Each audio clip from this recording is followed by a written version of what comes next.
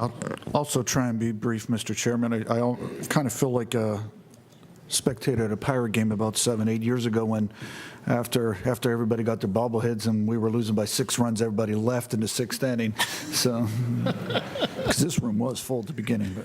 But wanted to talk briefly about early childhood education, specifically pre-K counts and Head Start. In Act 10A, funding was increased by $30 million. And then in supplemental request, the governor asked for additional $30 million. And then on top of that, another $60 million, I believe. My question is this, is the $30 million, how many additional slots? The first Act 10A, how many additional slots did we get? I think we tried to peg it at 3,500, I believe. I will.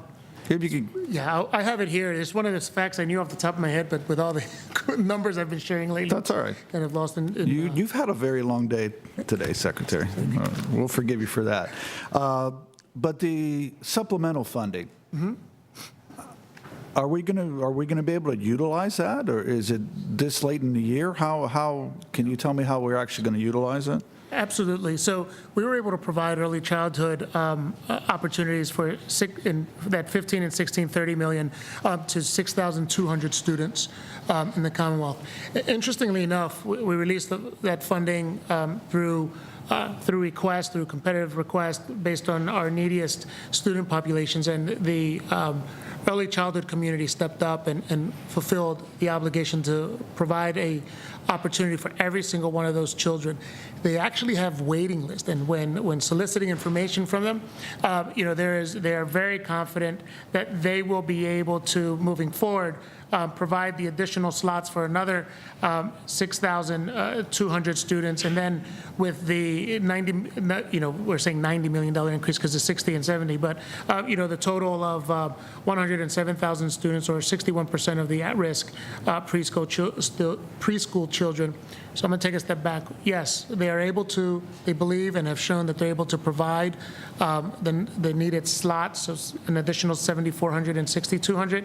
But I think of a percentage that we've been using. So even if we take those who qualify 3 times above the federal poverty level, or a little under 73,000 for a family of 4, there's still a 61% of the students who qualify will not have access to that early childhood program, to a high-quality early childhood program. So the need continues to be there. Okay, and to follow up on what Chairman Markosik and Representative Dean and Daley had mentioned, their early intervention, does it make sense for us to provide all this funding for pre-K and Head Start when we're not providing any additional funding for early intervention, when that's a mandated program versus a non-mandated program? So I absolutely think it's important for us to provide the funding for early childhood. With early intervention, there's a great argument around early intervention, and I think what we have to do, and something that we will act on very quickly and report back, because this is a popular issue, an item, and rightfully so. Once we've come up with a system of accountability, of accounting and alignment, we'll make recommendations for early intervention as well. And to change gears very quickly, seeing that one of my best friends is a Wilkinsburg alum. Well, actually, it's my wife. I won't tell you what year she graduated, though. And with Wilkinsburg High School being closed and those students being shifted to Westinghouse High School, the governor has asked for a $3 million increase in their BEF funding for them to go with those students from Wilkinsburg to Westinghouse, which is essentially about $15,000 a student. And you're taking students out of Wilkinsburg, sending to Westinghouse, which is also a chronically underperforming school. I guess, can you explain how these funds are going to be used, how we're going to ensure that these kids get a good education?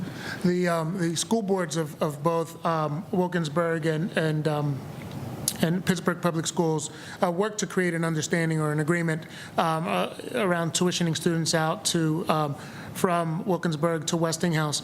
The funding that was requested, or transition fund, so we're looking to provide first, counselors and services that will provide support from students moving from one high school to the other high school. Second, we're looking at providing professional development to those teachers. One of the areas that, not specific to this funding, but I'm pretty pleased with, we've been working with College Board to have teachers trained on offering advanced placement courses, so we can increase high-quality program courses within that transition. We're looking at transitioning around school safety, initiatives to make sure that the partnership and students remain safe.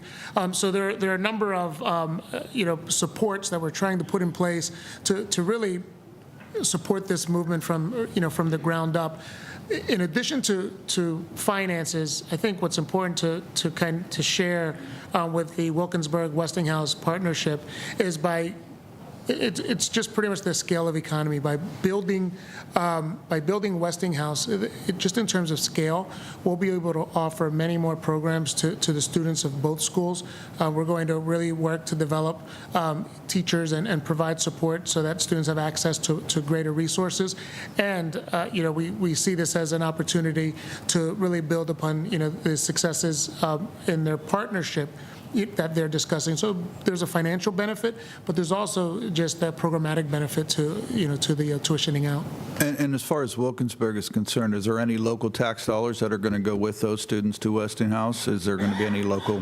They're actually, the agreement that both school districts came to is Wilkinsburg will pay tuition for the students going into Westinghouse. And going forward, that $3 million then will be under the hold harmless and will continue to go to Wilkinsburg School District and then transition over to City of Pittsburgh schools, or? I know that's a conversation that's going to be discussed, with General Assembly and administration, and ultimately you'll have feedback and we'll have control over how that allocation continues. Thank you, Secretary.